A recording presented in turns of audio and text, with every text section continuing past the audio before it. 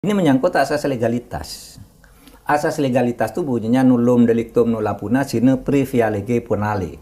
Tidak bisa orang itu dipidanakan karena sesuatu yang belum ada aturannya lebih dulu. Ada aturannya lebih dulu dalam undang-undang. Nah gini, kalau Panji ini mau dilaporkan dengan KUHP baru, kan ini sudah diucapkan sebelum berlakunya KUHP baru. Persis. Berarti belum ada asas legalitasnya. Kalau mau diancam dengan KUHP yang lama, ini sudah tidak berlaku. Mau pakai pasal apa? Kan gitu kan.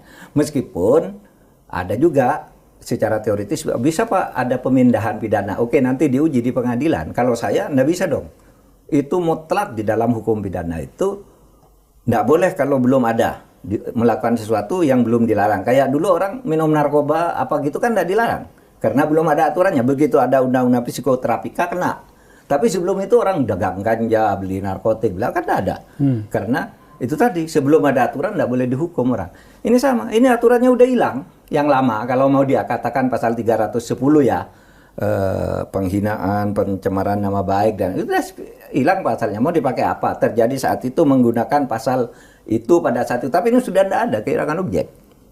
Tapi ada yang mengatakan, oh bisa Pak, itu kan substansinya masuk lagi. Berarti hukum baru itu tetap bisa diberlakukan. Nanti kita uji di pengadilan karena memang ada juga di dalam praktek pengadilan dan kemarin dikatakan tuh di pengadilannya Nadiem Makarim ada asas lex viverea. Lex viverea itu artinya jika suatu saat hakim dihadapkan pada fakta ada dua hukum yang bisa diberlakukan, maka hakim bisa memilih yang lebih ringan.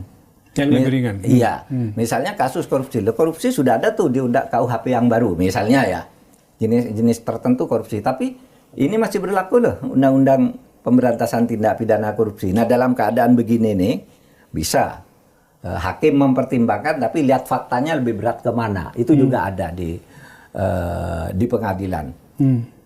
Nah oleh sebab itu tidak bisa juga dikatakan misalnya ya kasus Panji kok itu nggak bisa loh karena hukumnya udah berhenti. Loh kalau begitu kasus lama sebelum KUHP baru berlaku hilang semua dong. Nah itu pertanyaannya. Enggak, karena undang-undang lama itu masih berlaku. Yang dicabut tuh KUHP.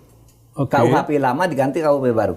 Sedangkan undang-undang terorisme masih berlaku, undang-undang narkoba masih berlaku, undang-undang korupsi masih berlaku, undang-undang pencucian uang masih berlaku. Semua jenis kejahatan masih undang-undangnya masih berlaku. Jenis perkara tertentu kan. Yang ada undang-undangnya tertentu, lingkungan hidup masih berlaku.